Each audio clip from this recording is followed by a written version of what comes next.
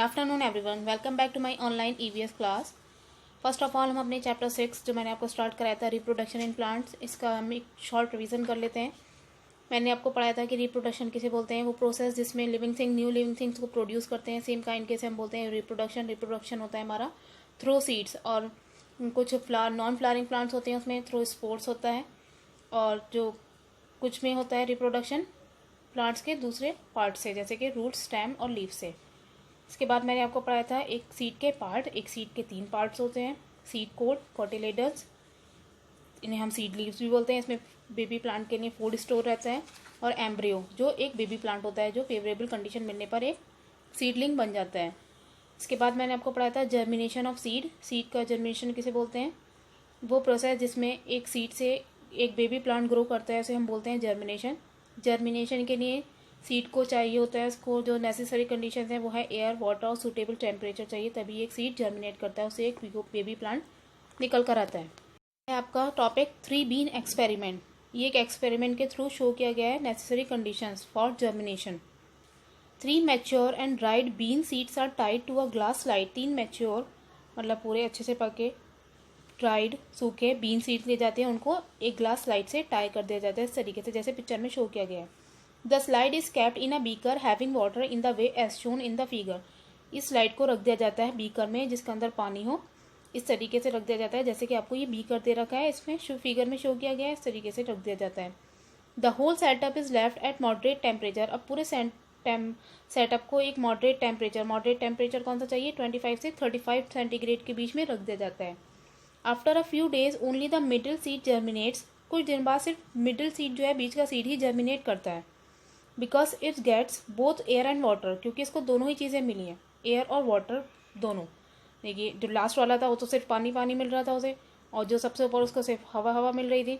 अब बीच में जो है उसे नीचे से पानी भी मिल रहा है, ऊपर से हवा भी मिल रही है, तो ये सारे, और टेम्परेचर भी मिल गया उसे, सूटेबल टेम्परेचर। इस तरीके से ये जर्मिनेट करा। तो इससे हमें एक्सपेरिमेंट से प्रूव हो गया कि जो नेसेसरी कंडीशन है वो है एयर, वाटर और सूटेबल टेम्परेचर एक सीड को जर्मिनेट करने के लिए। The seed grows in stages.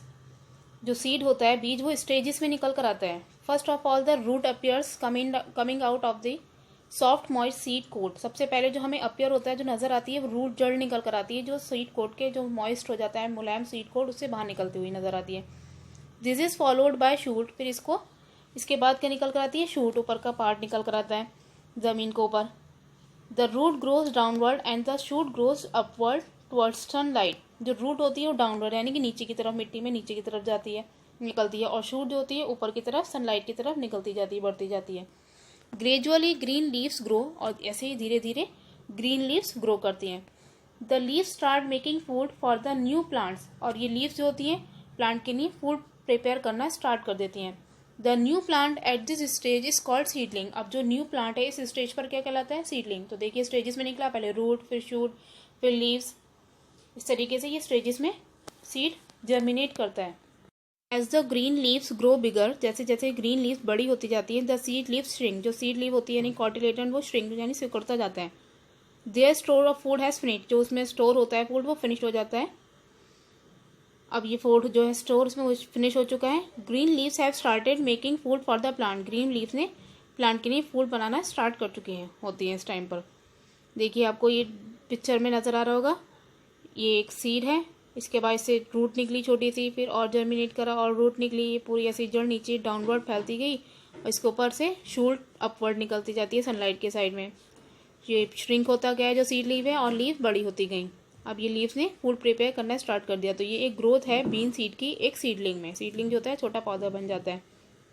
अब देखिए ऊपर दे रखा है कोई कॉर्नर में, no more a seed can remain inactive for many years. एक सीड जो होता है बहुत सालों तक इनएक्टिव रह सकता है, मतलब ऐसे ही पड़ा रहेगा, उससे कोई पौधा नहीं निकलेगा।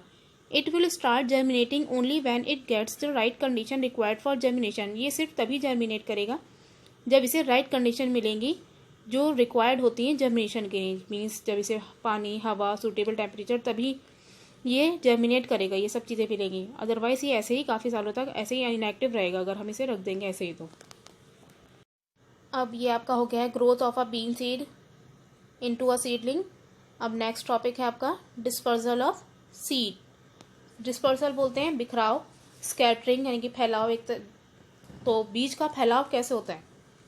In nature seeds germinate in the soil. जो कुदरत में जो सीड्स जर्मिनेट होते हैं, जिनसे एक पौधा निकल कर आता है, सीडलिंग निकल कर आता है, वो सॉइल में निकलता है।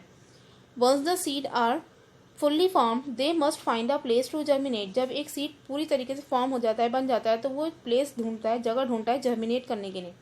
If all the seeds fall near the mother plant, अगर सारे ही सीड मदर प्लांट जिस पौधे के वो बीज है उसी के पास गिर जाएंगे, they will not have enough space to grow. तो उनके पास इतना स्पेस नहीं होगा, क्योंकि मदर प्लांट के पास इतना स्पेस नहीं होगा कि वो सारे ही ग्रो करें। दे मस्ट मूव अवे और disperse from the mother plant. तो उन्हें वहाँ से जाना होगा, वहाँ से एक जगह से दूसरी जगह जाना पड़ेगा, ये फैलना पड़ेगा मदर प्लांट से दूर। The spreading away of seeds is known as dispersal of seeds. तो इसी फैलाव को, जो स्प्रेड होना सीड्स का मदर प्लांट से दूर, इसे बोलते हैं हम डिस्पर्सल ऑफ सीड्स, बीजों का फैलाव या scattering of seeds. Dispersal of seeds is necessary so that each seed gets enough space, nutrition, water and warmth to grow into a new plant। जो dispersal of seeds है वो necessary होता है कि हर सीड को मिल सके enough space, सही जगह उगने के लिए, ग्रो करने के लिए, न्यूट्रिशन चाहिए उसे सही से, वाटर और वार्मथ, गर्माई मिल सके एक न्यू प्लांट बनने के लिए, इसलिए डिस्पर्सल ऑफ सीड्स नेसेसरी होता है। Some seeds have special structures that help them to travel away from the mother plant। कुछ सीड्स के पास स्पेशल स्ट्रक्चर्स होते हैं जो उन्हें हेल्प करते हैं ट्रैवल करने में मदर प्लांट से दूर, मतलब मदर प्लांट से दूर ले जाने में कुछ सीड्स के पास ऐसे स्ट्रक्चर्स होते हैं जो उन्हें हेल्प करते हैं। देखिए, अब पहला है डिस्पर्सल बाय विंड। विंड से कैसे डिस्पर्सल होता है, मतलब हवा से कैसे बिखराव होता है बीज का। Many seeds are borne away by the wind. बहुत सारे बीज को हवा उड़ा कर ले जाती है। The seeds of the milkweed are like parachutes. एक सीड है मिल्कवीड, उसके जो सीड्स होते हैं वो पैराशूट्स की तरह होते हैं। The winged seeds of the sycamore and Indian M glide in the wind. ऐसे ही विंग्ड सीड्स होते हैं, आपने देखे होंगे बीज ऐसे आपने उड़ते हुए देखे होंगे, आते हैं विंग लगे होते हैं उन पर। तो इस तरीके के बीज हवा में ग्लाइड करते हैं। साइकामोर है, इंडियन एम ग्लाइड है। Some of these seeds get covered with soil and germinate when it rain.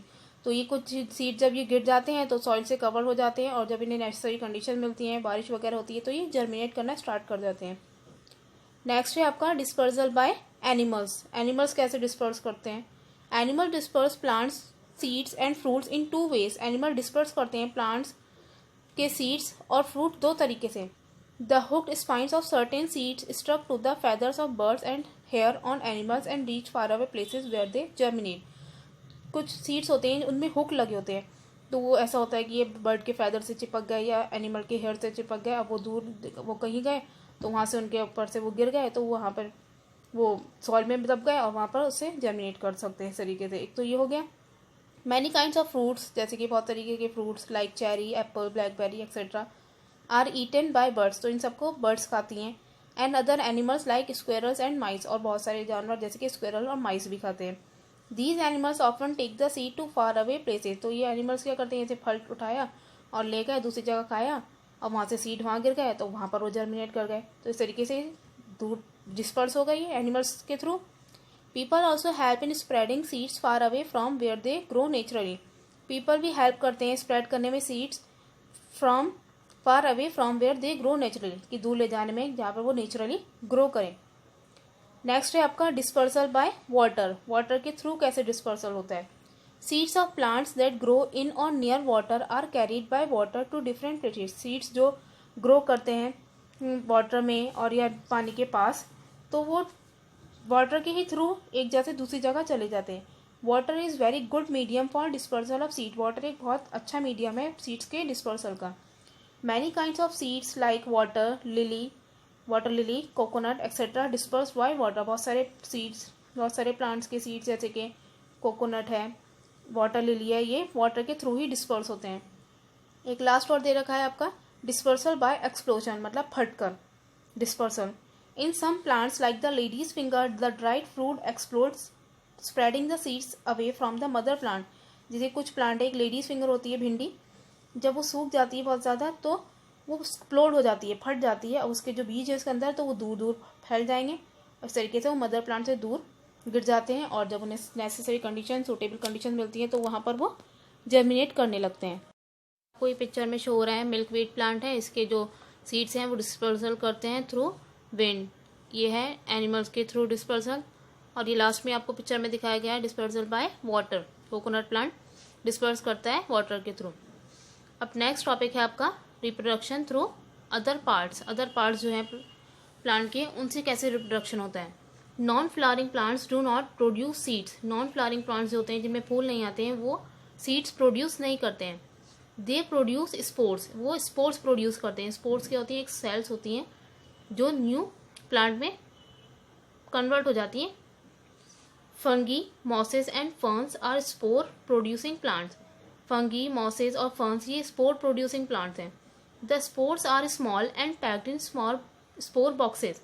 Spores जो होते हैं वो छोटे होते हैं और पैक्ड होते हैं स्पोर बॉक्सेस में, तरीके से पैक होते हैं वो। These appear as brown spots on the underside of the leaf। ये हमें कैसे अपेयर होते हैं, लीफ के हमें अंडर साइड में दिखेंगे, नीचे की साइड में ब्राउन स्पॉट्स की तरह।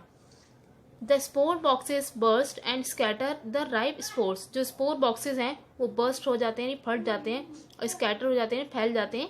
जो राइप स्पोर्स हैं उसके अंदर से वो राइप स्पोर्स फैल जाते हैं। The spores grow into new plants. और जो स्पोर्स हैं वो न्यू प्लांट में ग्रो करने लगते हैं।